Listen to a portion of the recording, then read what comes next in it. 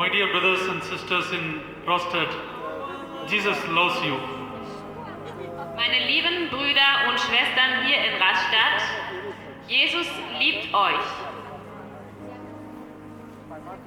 Exactly 3 years back, when I believed in Jesus, an unfortunate event happened in my life. That's when I learned about Jesus, truthfully. Genau 3 Jahre zuvor habe ich auch an Jesus geglaubt und durch eine gewisse Situation habe ich auch Jesus nochmal besser kennengelernt.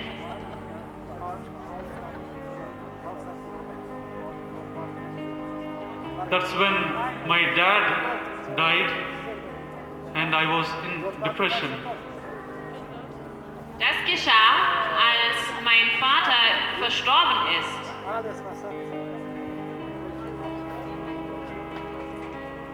I could not sleep during the night.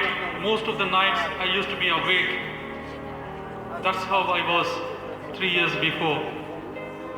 Hatte zu kämpfen mit Depression und auch nachts zu schlafen war wirklich sehr schwer.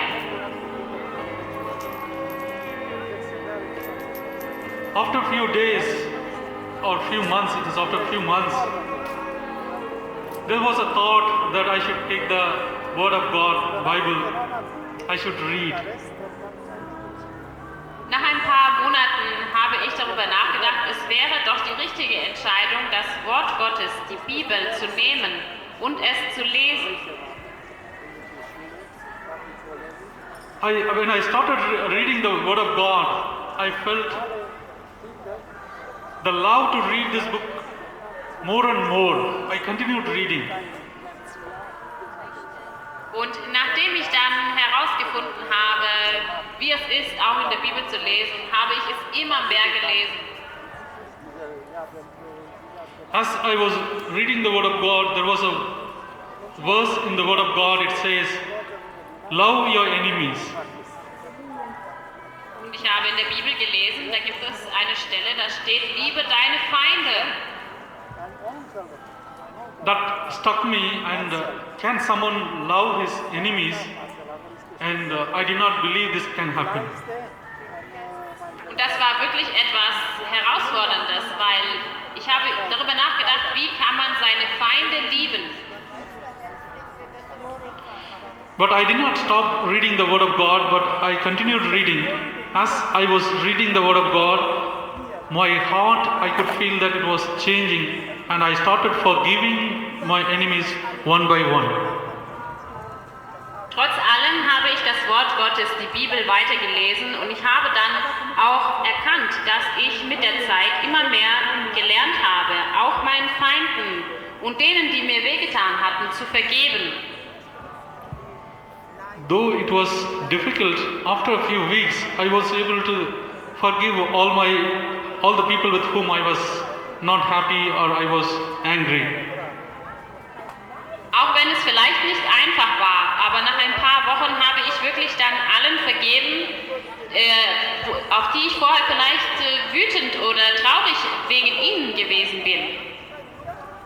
And that exactly during this month of November, 3 years back, my daughter was unwell. She was having a viral fever. Und auch vor ein paar Jahren im selben Monat auch wirklich, meine Tochter hatte da ein sehr schweres Fieber gehabt. And I wanted to test if there is a true God. Because the Word of God says, if you do what I command you to do, if my word is within you, whatever you ask, I will give it. Und ich wollte einfach überprüfen nochmal.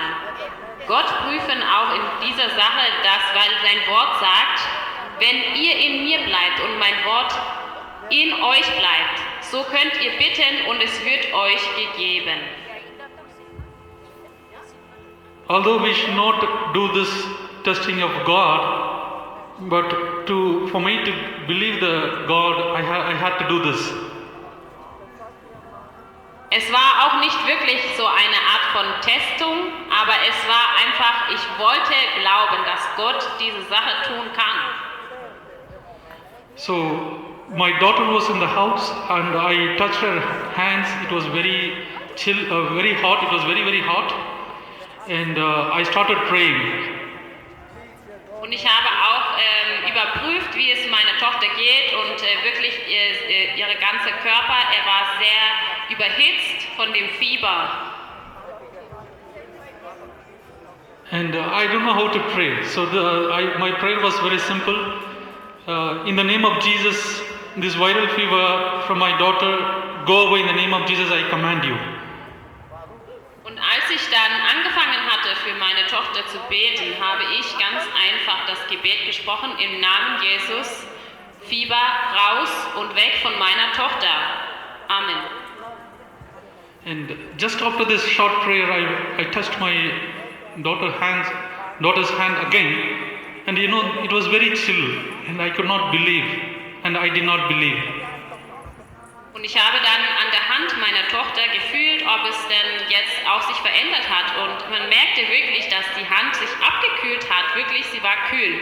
Und das war etwas, was für mich sehr überraschend kam. But I wanted to test again. I could see that my daughter had a mouth ulcer and I wanted to test whether this will disappear. So I started praying again. Meine Tochter hatte dann auch Fieberbläschen bekommen und da wollte ich auch einfach wissen, was passiert jetzt, wenn ich bete. And you know, I prayed like this. The mouth ulcer in my daughter's mouth, I cast you out in the name of our Lord Jesus Christ. Amen. Und diese Fieberbläschen, die im Mund waren, da habe ich einfach gesagt, im Namen Jesus, diese Fieberbläschen müssen raus. Amen. Ich habe sie ausgetrieben und sie sind weg. Yes, it disappeared and I was really shocked. Can this happen? And yeah, this happened. Und ja, tatsächlich, sie sind wirklich weg gewesen. Ja? Und da habe ich wirklich eine große Überraschung erlebt, dadurch, dass das so verlaufen ist, nach dem Gebet sofort.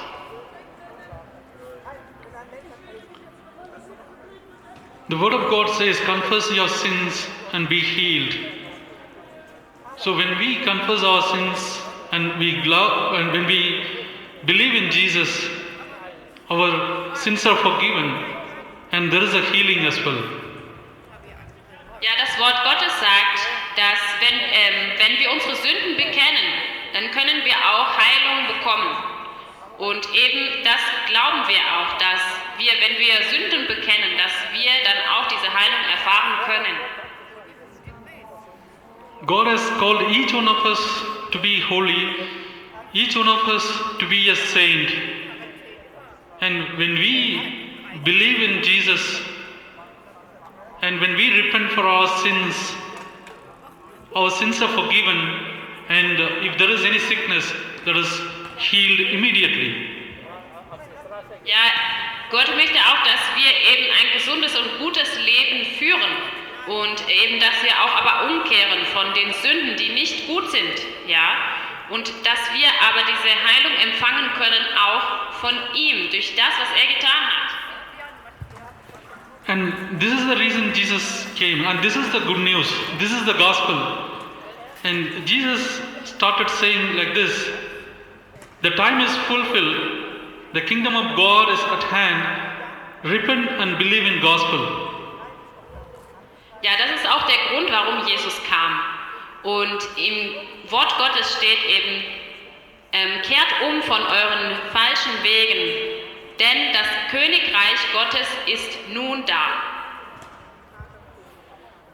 Yes, the gospel is very simple, that Christ died for our sins and he was buried and rose again on the third day and he was seen by his disciples. This is a very simple gospel. And when we believe in it, we have life. Ja, und es ist auch gar nicht so schwer zu verstehen oder es ist nicht etwas Schwieriges. Denn Jesus Christus ist gestorben am Kreuz für die Sünden der Menschen, für jede Sünde. Und er ist von den Toten auferstanden. Und er wurde auch von den Jüngern gesehen und ist in den Himmel emporgefahren. Durch ihn können wir ein neues Leben empfangen. Again, the word of God says, if you confess with your mouth the Lord Jesus and believe in your heart that God has raised him from the dead, you will be saved. In Römer 10, Verse 9 und 10 steht, wenn du mit deinem Mund Jesus Christus als den Herrn bekennst und deinem Herzen glaubst, dass Gott ihn aus den Toten auferweckt hat, so wirst du gerettet werden. Yes, with heart one believes unto righteousness, and with mouth confession is made unto salvation.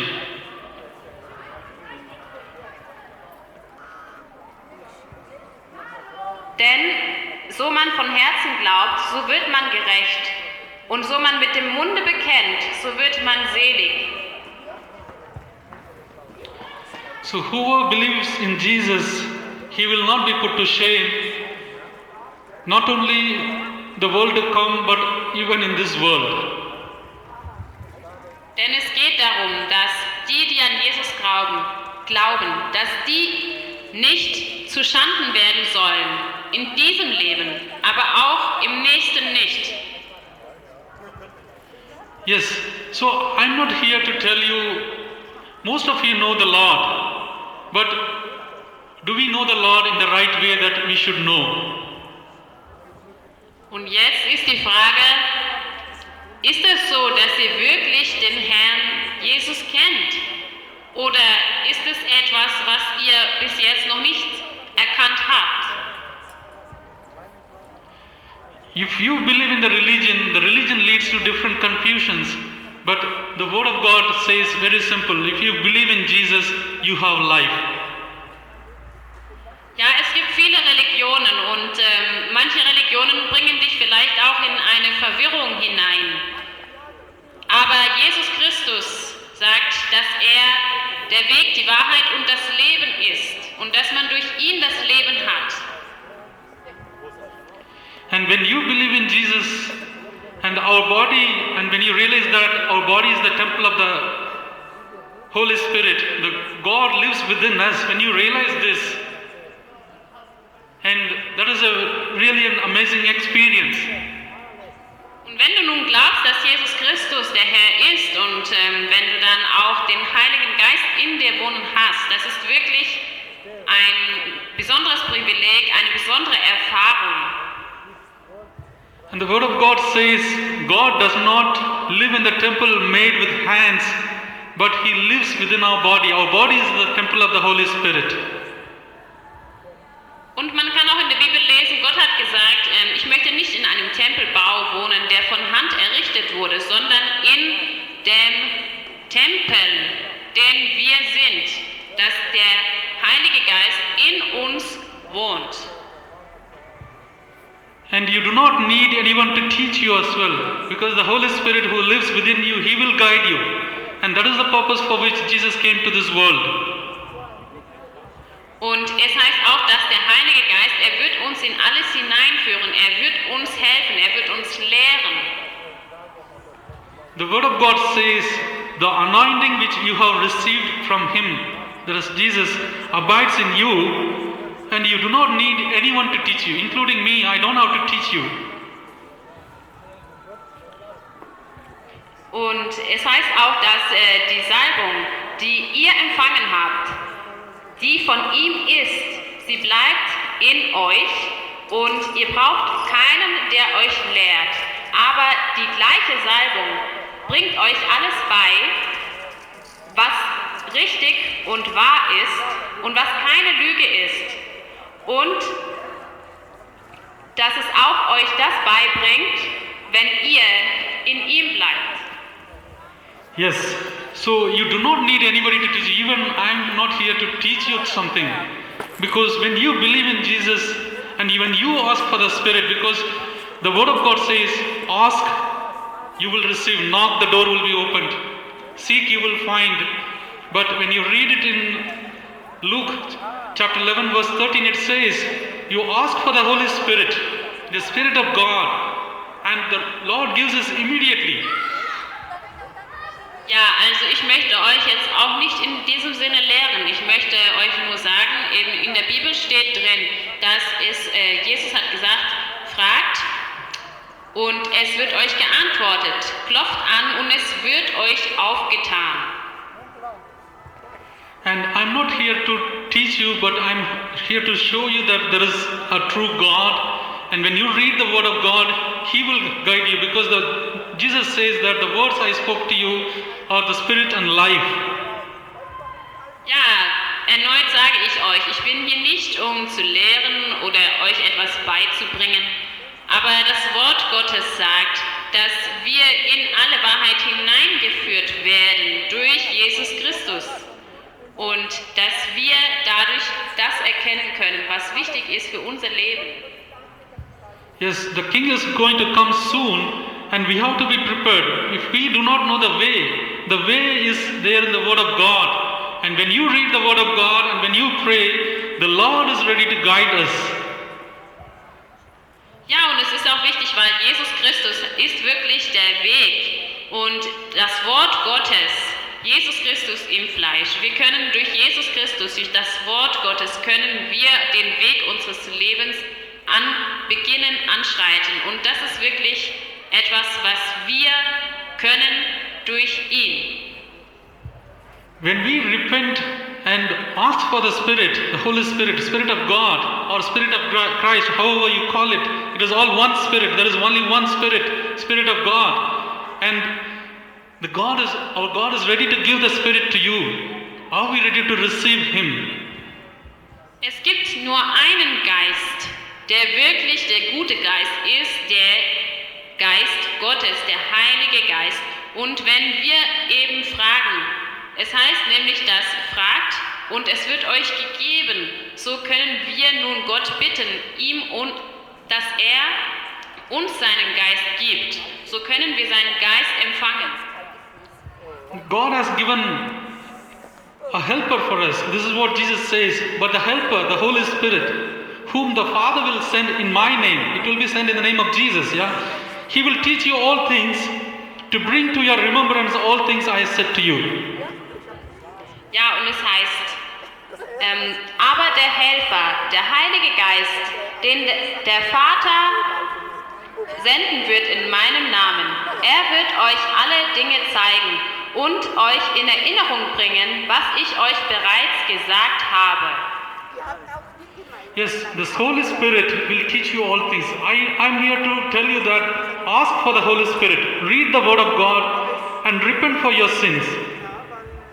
Ja, und der Heilige Geist, er kann euch wirklich helfen und ich kann euch nur ermutigen, dass ihr den Heiligen Geist empfangt, dass ihr Jesus als den Herrn bekennt, dass ihr von euren Sünden umkehrt. And the Spirit of God, the world cannot understand. This is what exactly the Lord is saying. I will pray the Father and He will give you another helper that He may abide with you forever. The Spirit of truth, whom the world cannot receive. The world cannot receive Him, yeah? Because it neither sees Him nor knows Him, but you know Him, for He dwells with you and will be in you. And next Jesus says, I will not leave you orphans, I will come to you. Ja, Jesus hat auch gesagt, und ich werde beten, dass der Vater euch einen anderen Helfer geben wird und dass er mit euch bleibt für immer, den Geist der Wahrheit, den die Welt nicht empfangen kann, weil sie ihn weder sehen noch erkennen kann.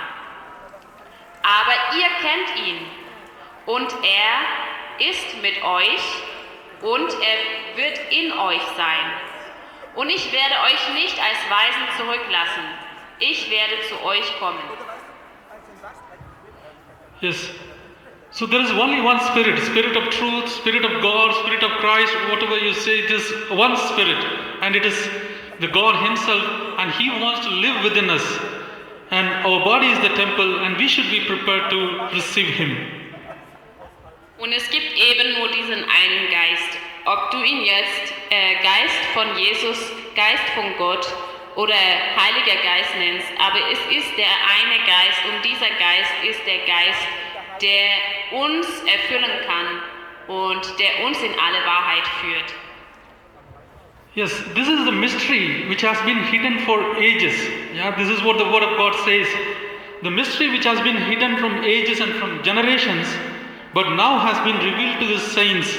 Saints are nobody like someone great. It is you and me. When we believe in Jesus, our sins are washed away and we become holy and we are saints. Ja, und das ist wirklich eine mysteriöse Sache.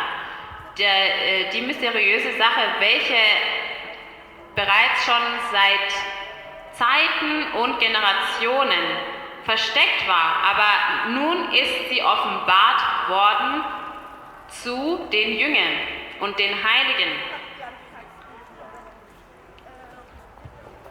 Yes, it is revealed to the saints. So it is you and me, when we believe in Jesus, we become saints. And to them, yeah, the word of God says, to them God willed to make known what are the riches of the glory of this mystery. Yeah, what is the riches of this glory of this mystery among the Gentiles? Which is Christ in you, the hope of glory. The Christ is in you. Jesus Christ is within us, and He is the hope of our glory.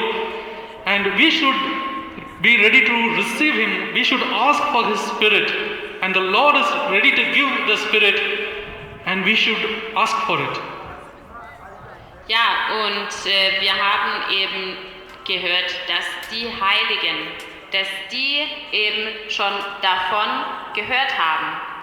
Und zu ihnen hat Gott eben es bewusst gemacht und offenbart, was die Reichtümer und die Herrlichkeit von dieser mysteriösen Sache für die ganzen Nationen sind, welche ist Christus in dir, die Hoffnung der Herrlichkeit.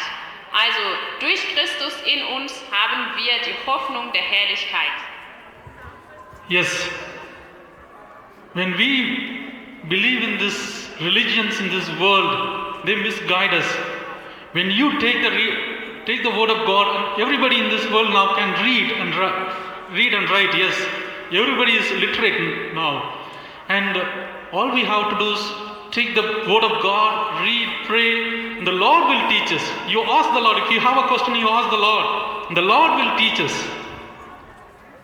Ja, durch das Wort Gottes können wir wirklich erfahren, was Jesus Christus uns sagen möchte und wie wir den Weg beschreiten können. Und er wird uns auch durch seinen Geist in alles hineinführen, in alle Wahrheit. Er wird uns leiten. The religions will not help. The word of God says, pure and undefiled religion before God and the Father is this, to visit the orphans and widows in their trouble and to keep oneself unspotted from the world. This is what is the true religion which the word of God says. Yeah, you can check, you can read the word of God and the Lord will guide you, and may the Spirit of the Lord be with you and bless you. Amen. Ja, also okay. Und zwar heilig und ein reiner, unbefleckter Gottesdienst vor Gott, dem Vater, ist der, die Waisen und Witwen in ihrer Trübsal besuchen und sich von der Welt unbefleckt erhalten. Das Wort Gottes führt uns in diese Realität. Wir können durch Jesus Christus, durch seinen Geist, können wir dieses Leben, ein heiliges Leben führen. Amen.